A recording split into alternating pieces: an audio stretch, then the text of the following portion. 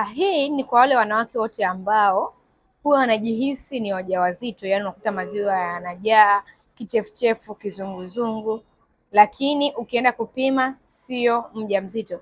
Zinaweza kuashiria vitu mbalimbali, lakini leo nitakwambia vitu viwili ama vitatu. Kitu cha kwanza huonesha kwamba kuna changamoto ya mvurugiko wa homoni. Hapa homoni ambayo inaizungumzia ni homoni ya estrogen, ni homoni ya progesterone, pia homoni ya prolactin. Hii homoni ya prolactin inapokuwa imevurugika, unaweza kupitia hizi dalili zote za mama mjamzito. Lakini pia sababu nyingine ni mwanamke ambaye ana changamoto ya PCOS na pia ana changamoto ya ovarian cyst, yani uvimbe kwenye maji. Pia mwanamke huyo anaweza kupitia hali za kujihisi ni mama mjamzito, lakini akipima sio mjamzito.